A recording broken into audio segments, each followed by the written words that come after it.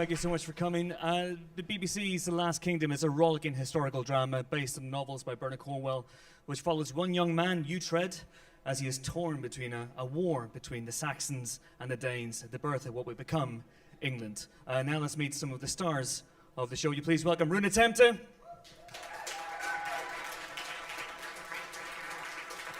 David Dawson, and Alexander Dreymon.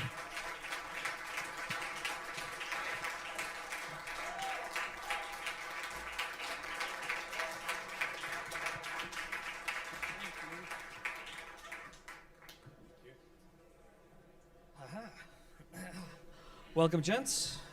Hello. How are we all? Very well. Good. Has everyone here been watching The Last Kingdom? Okay. Good.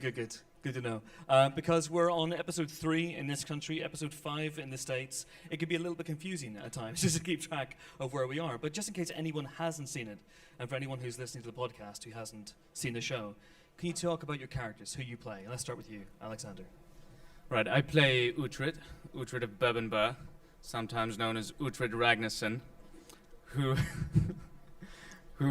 is born a Saxon, gets raised as a Dane after he's orphaned by the Danes, and eventually becomes the leader of Alfred's armies. Fair enough. And Alfred is played by David. Who is Alfred? Hello. Thanks for coming, everyone. I play King Alfred, who is the physically frail but fiercely intelligent weirdo who ends up with this vision of trying to create England. And Rune, who do you play? Yes, I play Abba, or Ubba. I'm the main warrior, the chieftain. I'm sort of the leader of the gang coming over for Denmark. And owner of a taxi company. Yeah. Anyone seen my tattoo? What is it? Yes? It's actually a combination of a snake and maybe a small dragon, is it? Something like that. Cool. So we do some fighting. That's my job, actually. And it's a cool job. Is that what the character was described as when you first heard about the character? It said it's just a man who fights. No, when I first read the script, it said this character is absolutely bonkers. And I said that's good. I have to make him into a sort of more three-dimensional character, and I think that was the big challenge, because villains often they go in one direction: either you die or you do not die. So yeah, I think it was great. And basically, have you seen first, second, third episodes? Yeah? Good.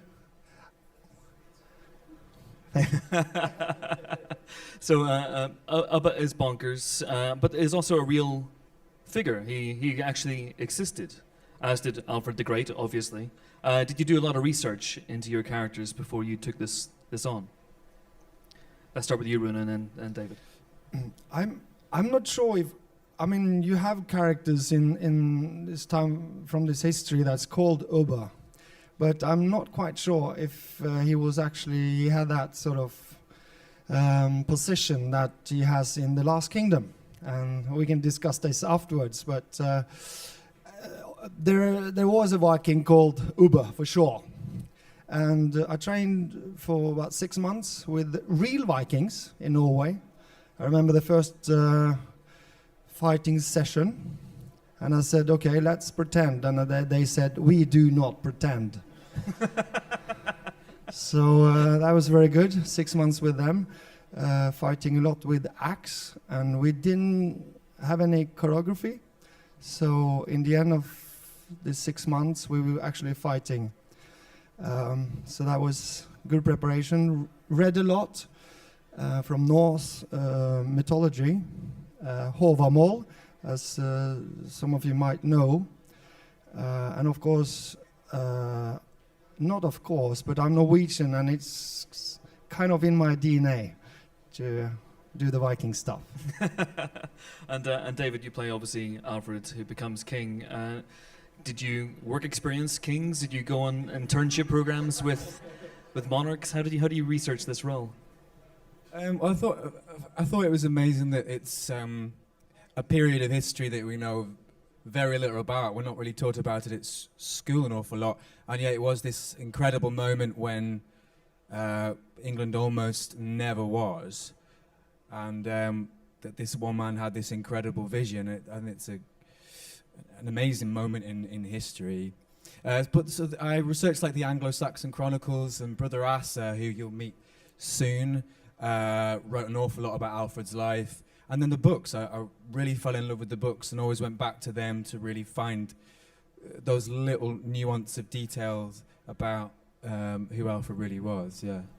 And Alexander, Uhtred is a creation by Bernard Cornwell. So did you He is do a a lot of creation, research? but he's, Yeah. he's actually Yeah. part of Bernard's family. He was a character who existed about 200 to 300 years after the story is set. So he's a fictional character in the story, yes. So did you do a lot of research? Did you sit down with Bernard Cornwell himself? Well, what did you do? I had his books, which were all the research I needed, handed to me on a silver platter, which was brilliant. Got a lot out of the books, and then, you know, of course, I also did the fight training, the horse riding, and a lot of it came on set as well, because we were always shooting on location, and even when we were inside, it was freezing cold, and you can see the breath in many of the scenes. All that is real. So I think I just got a lot from being there and being in the moment, you know. Did you have 6 months of fight training with Vikings? I didn't need 6 months. He It's was a bold like- claim. he was so fit already, you know. So Yeah, this guy did that. How much training did you do with the fight stuff, with stunts, We sword work? didn't actually do that much. I only started 1 week before we started shooting. 1 week. Yeah, That's crazy, yeah. but true. Yeah, true. Wow. Absolutely. So yeah. did you know it already, or was it just Well, something that was just you I'd picked up? done lots of different martial arts before, but never with a heavy sort of medieval sword or pre-medieval sword. So that was new, but I think just enjoying it so much made it a lot easier, you know. So how did this show come about for you all? How did you get involved in the first place? I actually self-taped for it.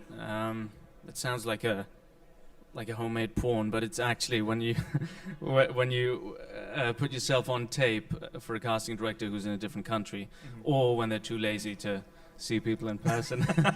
Which was it here? It was the different country. I was Okay. at home in the States, and it was being cast out of the UK. So I did a couple of self-tapes, sent those in, and then I did a screen test in LA, and then I flew over to London for a final screen test with Emily.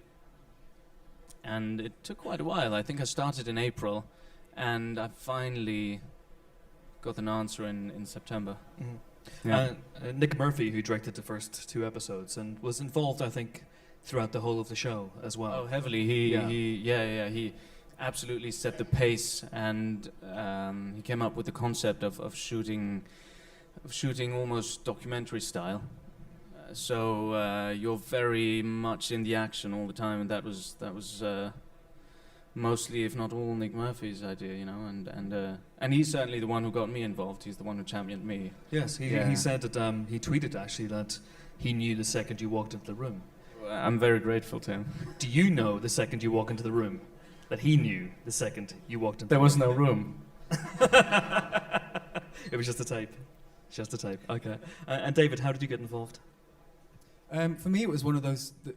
Very rarely do you read a script when a character really sings out to you. And with Alfred, I knew that I'd fight tooth and nail to play this man, because I think as an actor, a lot of the stories you're involved with, it's kind of a relationship-based or family-based, or the main problems or objectives are to do with the town or a community.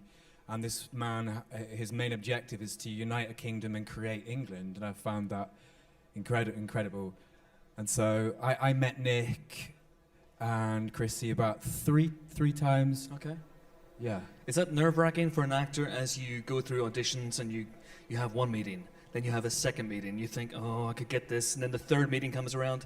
At that point, what are the nerves like? Are they? Yeah, it's hard because you want it more and more Yeah. as it goes along. Yeah. Yeah. But you get it, which is good. And Rune, how did you get involved? I also did a self-tape, and it's quite funny because in Norway a lot of people say, "Oh yes, Rune, I used to have a big beard like this," and I said, "Oh Rune, that's fantastic. You're perfect. You were perfect for this role."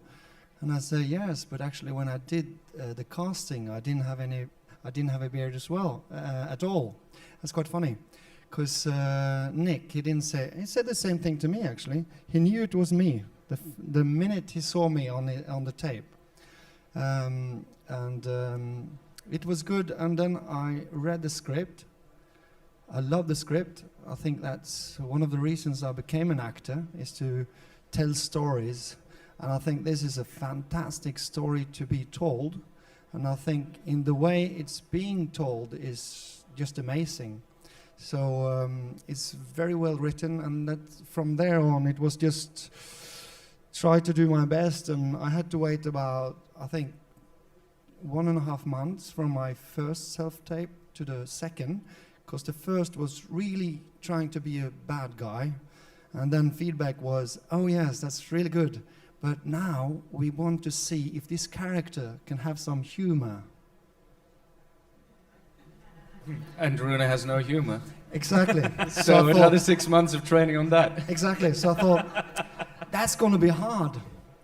So I knew I had a great chance to get the part, but it took, took a while. And afterwards I learned that actually Nick Murphy, he went on holiday. So while I was sort of, so nervous for that time, he was actually somewhere having fun in the sun. You know, when I first met Rune, it was at the costume department in London, and I walked into the room and I saw Rune in his boxer shorts and a Viking top, and he was towering over me with his big beard and his blonde hair, and he looked so perfect for this part. And Thank I'll never forget that moment. It's quite emotional. I talk about it with my girlfriend at night, and she's shut up about Rune. But suddenly this realization came into my head that I was going to have to fight him in the middle of the show, and that was less funny. But Did that take more than a week's training to prepare for the fight? Because you are on a collision course. We won't give anything away, but that will happen at some point. The two of you will fight. maybe tonight. Oh, maybe tonight. Maybe right here on this stage. We have a clip now from the show. We have a couple of clips, actually.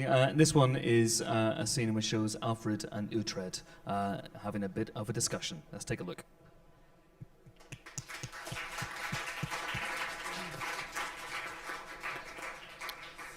Well, maybe not so much of a discussion, more of a monologue, but but nevertheless, the relationship between Alfred and Uhtred is very, very important. It's the core, the heart of the show, wouldn't you say? Is that something that you agree with? Yeah, it was described to us when I got it as a bit of a love story, really. Not Brokeback style, but kind of, well, it could be. You never know. Yeah, it's the story of these two men, and they need each other desperately to get their own objectives, and yet at the same time, at least at the beginning, they can't stand each other. And I can't wait for you to see how that relationship deepens and develops between the two men, I think. It's the opposites attract thing. Alfred is very analytical and he's an intellectual, and Uhtred is the complete opposite. He's a man of action, a man of impulse. Yeah, absolutely. And Uhtred is very fascinated by Alfred because of the way he thinks and how out of the box he is. And I think at that time it was very unusual to have a king who was not a fighter. Not that Alfred didn't fight at all, but he was mainly a politician, a strategist. And for Uhtred that was completely unheard of. And that first meeting, when Uhtred first meets Alfred, he's not really impressed by him just because of his physicality and demeanor and the frailty. And in one scene, Alfred just kills Uhtred and completely shuts him up. and I think that sets the pace. And for me as an actor, it really helped to have David play Alfred, because David is such a detailed, brilliant actor who knows his stuff so well that you know you'll always be safe, and you can try out stuff, and you know he'll be there to bounce back at you, and to be able to admire him as a person and as an actor really helped me to admire Alfred in the story. Was there a long rehearsal process? I mean, you had a week to learn fighting and swords play, but in terms of your relationship with Alfred, with David, was that something you worked on? Yeah, we shared a bed for about a week. That was nice, wasn't it? Well, I was going to ask about when you first met him. If you saw Rune in his boxer shorts, when was the first time? It's you wait. There's 5 episodes to go. Lots is going to happen. It can go anywhere. Let's take a look at another clip now. This one features Ubba. So we see Rune in all his glory, not his boxer shorts, but his glory. And this one has special guest star Jason Fleming. Let's take a look. We'll never know what happens in that sequence. That illustrates to me, though, something about the show that is very surprising. It's very gritty, it's very bloody, it's very serious, but it also has this wonderful streak of black humor running all the way through. And Rune, a lot of that comes from Ubba, from your character. Can you talk about that? I mean, was that something Nick Murphy outlined to you, that this would be a show that would be funny as well? I think it was in Nick Murphy's vision from day one, and it was also very much in the script. And as you remember, Earl Ragnar, yeah, great sense of humor as well. And I think it brings something, another dimension to this kind of show that we need, because it's a lot of it is very dark, and it's a lot of powerful stuff with violence and situations. So of course, Nick gave us a lot of freedom, so we can work around what we had. We found some stuff there, but I think it was already there in the script, a lot of it. Yeah, I think Stephen Butcher's script was very layered, and a lot of the jokes that went there weren't really apparent until you saw it on the screen. And I'm discovering the episodes as we go along. I haven't seen the whole show, and as we go along, I sometimes I watch it with family members and watch it again, and then on a second take, I see or discover a new joke that wasn't in there before, and as you said, yeah, Nick really encouraged improvisation and just spontaneous moments. He was really thriving on that, and it was really liberating for us as actors. And David, is that something that you found as well? Alfred's quite a serious man, but there are moments when there's a moment where he struggles, for example, with his temptation with his mistress, which I thought was very, very funny. As an actor, do you revel in finding moments like that for your characters? Yeah, there was a section in the book where Uhtred says Alfred understands everything except a joke, and I love that he doesn't know the situation's funny, but yeah. I love his wife. I think she's really funny. Absolutely. Yeah. So, did you film the entire show as one giant series, or did you film episode to episode? Was it all filmed back to back? We would always film 2 episodes at a time. 2 episodes so at a time. We had 4 blocks of 2 episodes. Yeah. And where did you film? You filmed out in Hungary, in Hungary. Budapest mainly. Okay. Some scenes were shot in Wales. All the Okay. beach scenes were in Wales, and The Viking ships were in Denmark, wasn't it? Yeah, Denmark. Yeah. So all over the place. What was the experience like of filming out in Hungary? It looks cold. it was freezing during the winter, and really freezing. There were scenes, especially the scenes when we were on horseback, but we weren't really going anywhere. When we were just maybe leaving the city for the battle. Do you remember that when we left for battle, and the resets, because we had so many actors and so many extras involved, resetting the scene for each new take would just take ages, and you'd be sitting on a horse immobile, and at night I would come back and take a 1-hour shower and still not be warm. I'd be Really? so frozen to the bone. And then Hungary is a sort of a country of extremes because in summer it can get extremely hot. I literally have a picture on my phone of a dashboard of a car where it says 56 degrees Celsius. Oh my God. And nobody believes me when I show it to people, but we were shooting in that heat in furs. And that was something. I drank all day and never had to go to the bathroom. And David and Rune, what was that experience like for you filming out there in Hungary? Well, the countryside is really actually looks very much like England, which was brilliant. And a lot of the sets are Winchester was built with this amazing thatched roofed city, and the palace was a 3D working set, which was incredible for us. And when it rained, the palace would flood, as I suppose it would, and you'd be freezing cold inside as much as you would be on the battlefield. So as king, did you know that set inside out? Could you walk around your palace and know every nook, every cranny, Yeah. own it all? The real challenge is to leave one room and then make the connection with a different set that's maybe 50 kilometers somewhere else and know Or a that different corridor comes out at that spot because Yeah, that's the trick. But it was great being out there. I mean, very professional crew and very friendly, and it was all great because in Hungary these days they get a lot of productions filming out there, like Marco Polo, for example, the second season. So everything is very, very professional, and we had a great time out there.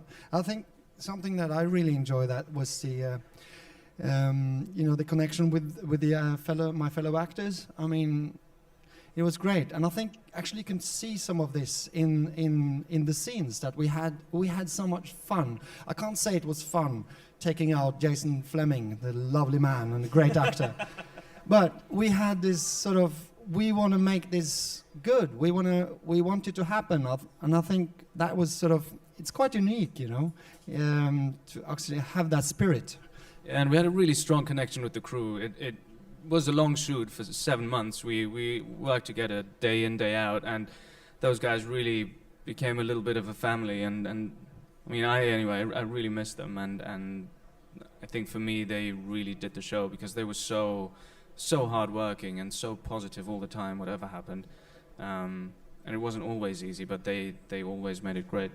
So this is really a sort of key experience in your lives as actors. This show. Yes, for me it was a great experience. I saw the first scene on the first episode I was in, and I started to cry because I thought, it was fantastic to see it up there, all the creative people actually done all that work so we can go out and tell this story. And it was incredible. And of course, so many people turning up today, and I've been stopped, walking down around London today, people asking, "Where's your tattoo?" And it's amazing. I mean, so I think it shows that there's something in this material that has to be told, and it's been told in a great way. And I think it will be a great show to watch. It's a strange feeling because we all worked on it for so long and got very close and all cast and crew and really cared about it. And now we have to let it go and it becomes yours. And that's why it means an awful lot to me that everybody came here today, because we really want people to love the show as much as we loved making it. So Yeah, absolutely.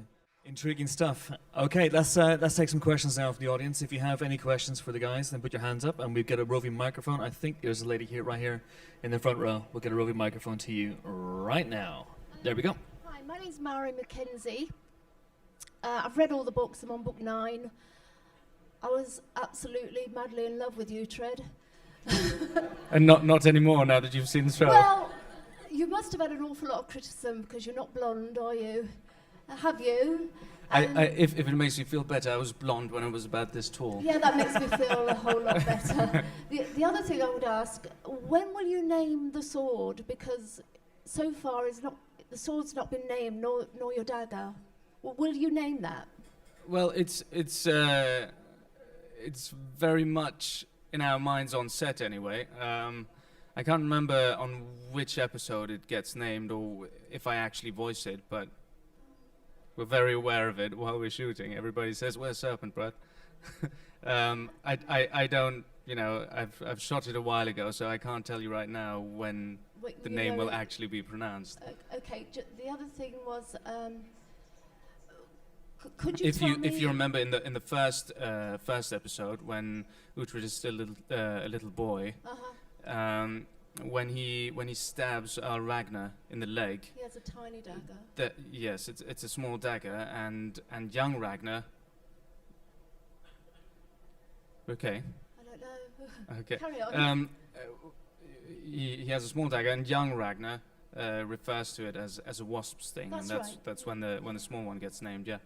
And I just wondered, will you be meeting Steeper in the next episodes, and will that duel be happening? I don't know. Can I say that? I'm not sure if you can. We've got a sneak peek, and maybe let's leave it at that. Okay. Okay. Sorry about. Well, thank you.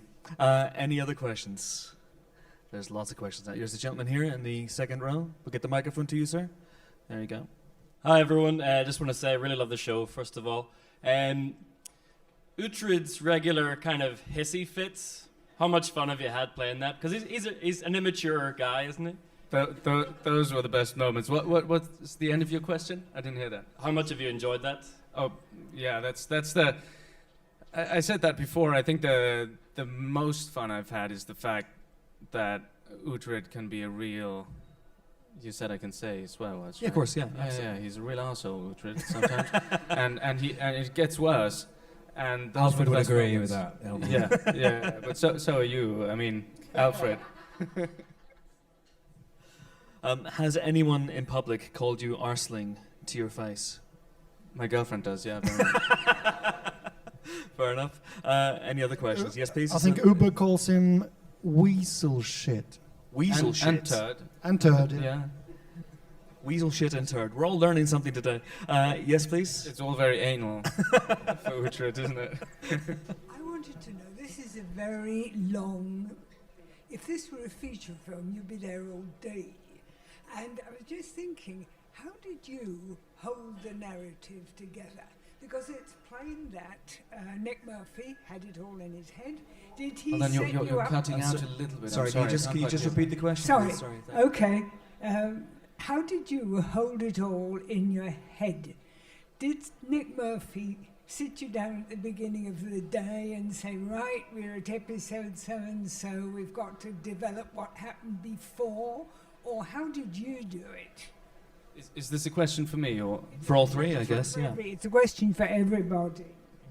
I think all of that is in the preparation really, because you know you're always shooting 2 episodes at a time, and for each scene you have to determine where in the story the scene is going to happen. You have to know what happened just before, even if you've shot it weeks ago, or if you haven't shot it at all, and you have to know what comes after, so that you can make a clean segue from scene to scene in the finished product. So for me, it's in the preparation mainly. I draw out a big long map of the narrative, so I know if on Tuesday we're doing the end of Ep 2, but on Wednesday we're doing the beginning of Ep 1, that type of thing.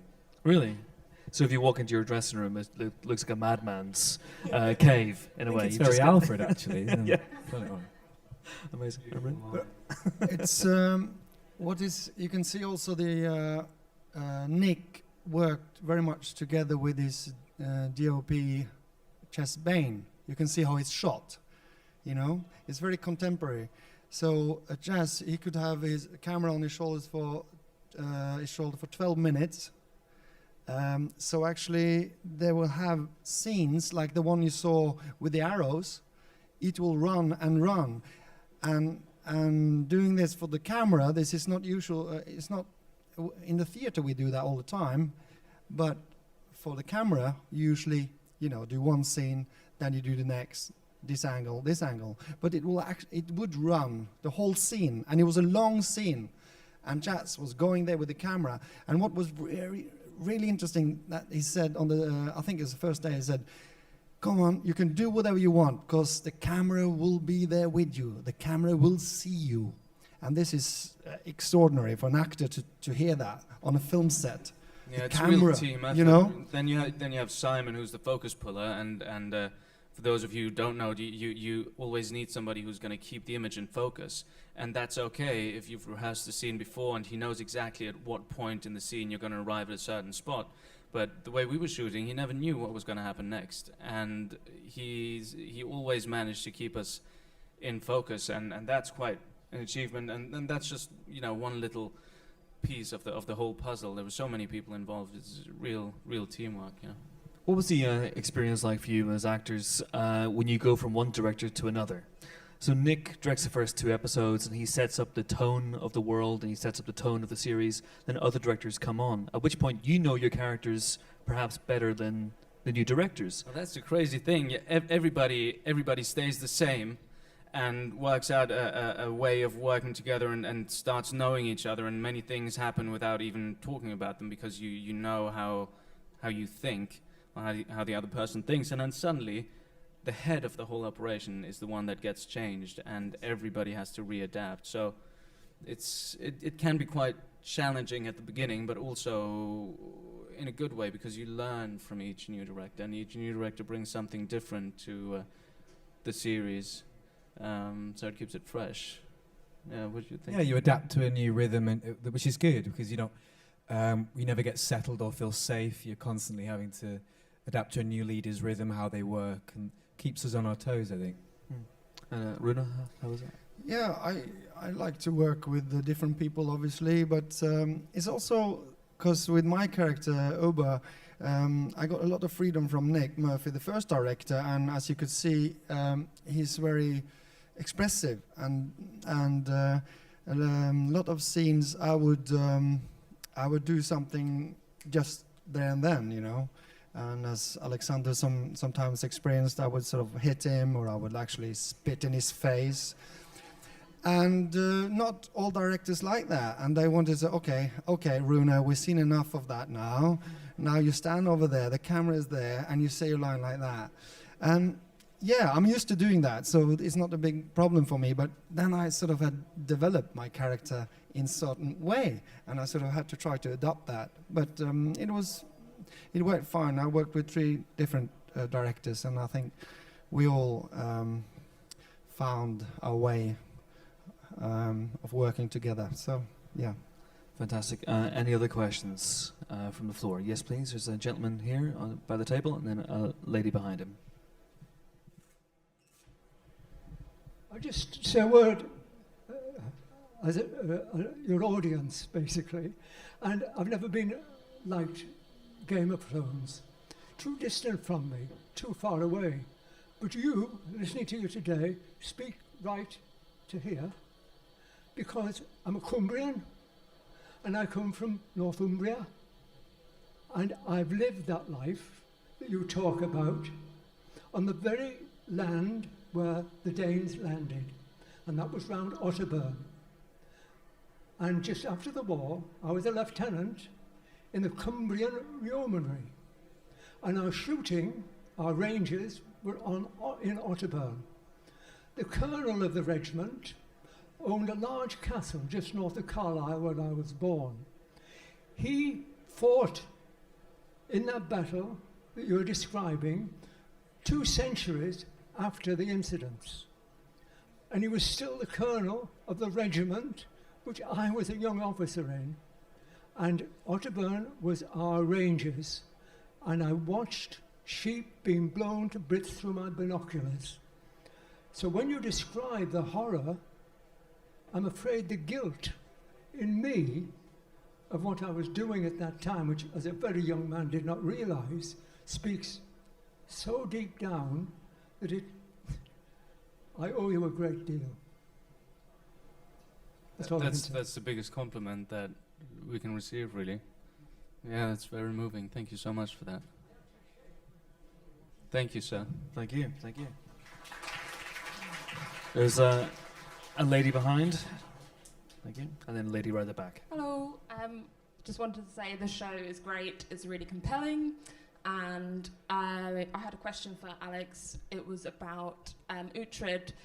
As a viewer, I'm trying to work out whether Uhtred is kind of absolutely selfish character or whether he's driven by his sense of injustice. So I just wondered if you had any input on that?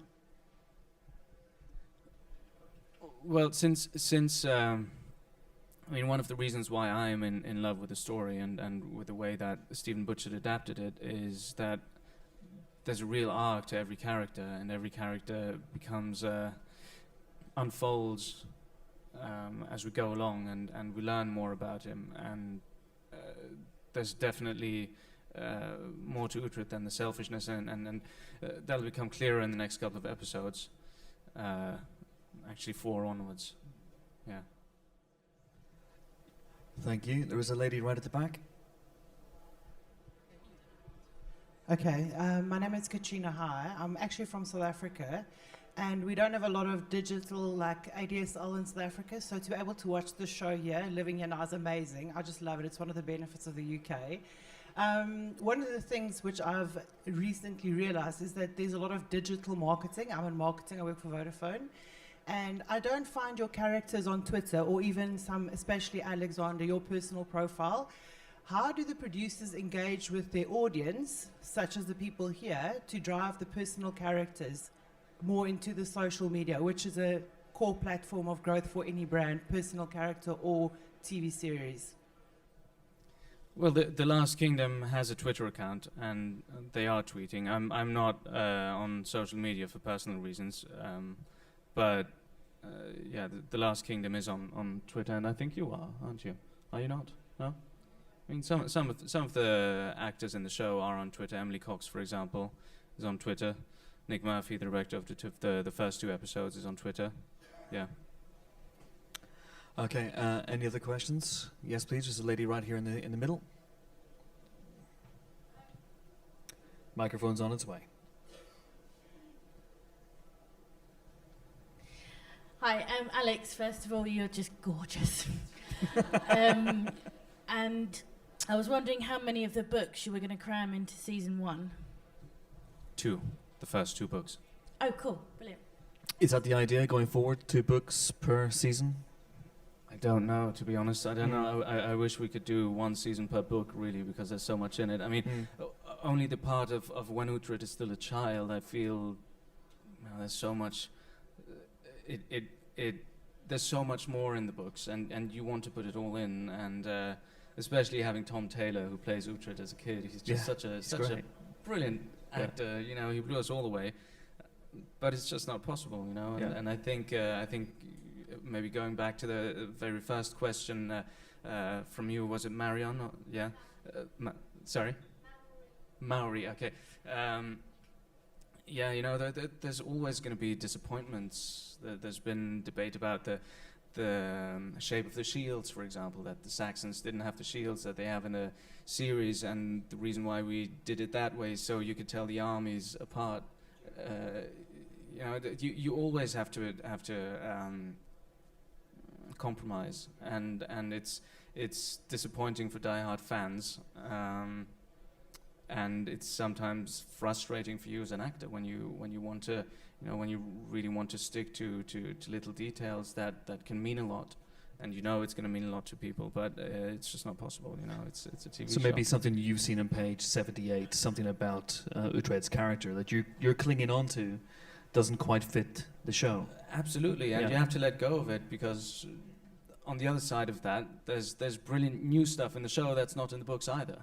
And you get that in exchange. So I think it's always difficult to watch something when you've loved the books. I think you need to watch it as something new and be open to that in itself, in its own shape and form. You know. How many have read the books here? Quite a few. Oh, fantastic! All of them. Those are all the guys that hate us. We got time for a few last questions. Yes, please. Hi, I was just wondering, in between takes, did you keep in character? How did you try method acting as a way of performing? Excuse me, there's a small clip on Twitter where the Vikings actually play football. And we got a message on Twitter, is that a football or is it something else? Could it be a head? But it was not. Did you have another question, or I can that was try my to answer. I was trying to say. I want to say that early on. It's very glamorous, and we're very pleased to be here tonight. Acting is very glamorous, coming to this part of the job. But actually, being out I there. find this part the hardest. I think this is very glamorous. I know But anyway, the premiere, the opening. But it's a lot of waiting around, And when it's been raining for about 2 days, it's muddy, and you wait to come on, and the light is going, and the director shouts, it's 5 minutes.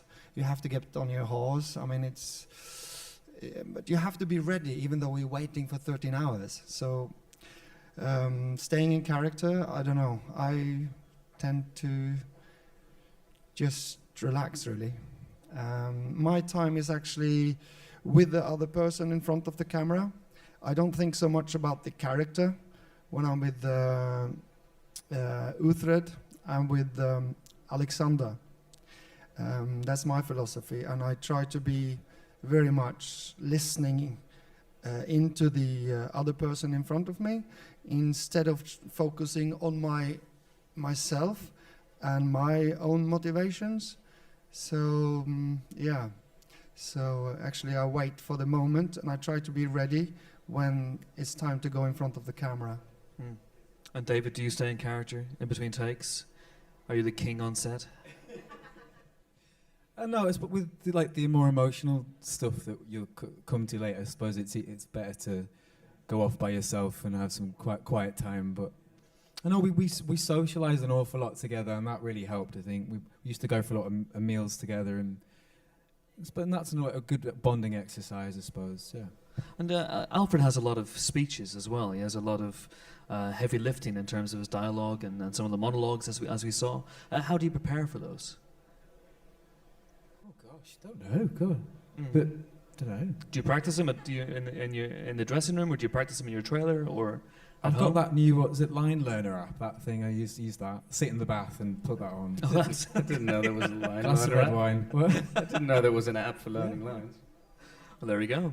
Again, we've learned something. We've got time for a couple of last questions. Let me see. At this point, no hands go up. We'll maybe come to. There's a gentleman right behind you there. Thank you. Hello. David and Rune, my questions are for you, really. You've talked about how you've researched your characters, because you've both got real-life characters. How do you feel? Do you feel the pressure of portraying real-life characters, or do you try and make the characters your own? I think if I went to this job thinking about it, I think I'd be terrified. So, no. I think I went to the books and tried to connect as much as I can with that man. But I love the fact that he's not the man we expect, the image to be, and that really hit home with me. That somebody quite frail had this enormous strength in many different ways. Yeah. And I think there was a question over here. There's a gentleman over here. If we can get the microphone, and then we'll finish up where we started. One of the things that's quite interesting for me is how different the Vikings and the Saxons are in their cultures and the way they think about things and their morals. So how much of their culture do you think still exists today? Are we more Saxon, or do you have any Viking left in us? What do you think about how we are today? Who wants to begin with that one? Here today in Britain, I can just say a couple of words, because for me it was quite a challenge, because the Danes, and obviously we needed the villains as coming, and there's no question about it. The Danes came and tried to conquer what was going to be England. But for me it was also that the Vikings had another side to themselves that I think was like everyday life, and I think that was a challenge to try and sort of show that in the small in the scenes we had. So the advantage we had was that we had brilliant international casting, and all the Danes were actually Nordic actors, which brought a whole different energy to set than all the British actors. And I think that gave it a lot, because the British actors were usually with a lot of humor, but still contained in a certain way, whereas the Nordic actors, you would never know what was going to happen next. And you see Rune, I mean, they're all a little bit bonkers, and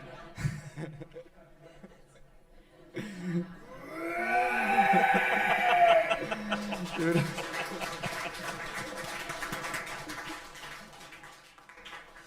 Oh, I'm terrified. I don't know about you guys. It's all good. We're going to finish off with the right back where we began, with this lady here in the front row. Thank you. Yes, you put. There's a microphone. We'll just. Here he comes. Here he comes. Here he comes. Here he comes. Here he comes. Here he comes. I think it's to all of you, but probably Alex. You know, when Ragnar first appeared on the shores of Northumbria, was it health and safety that stopped them from dancing on the oars?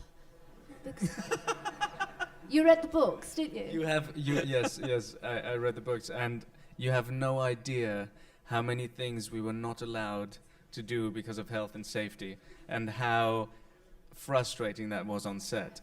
I bet you wanted to do that. However, I was not there for that scene, so I can't tell you.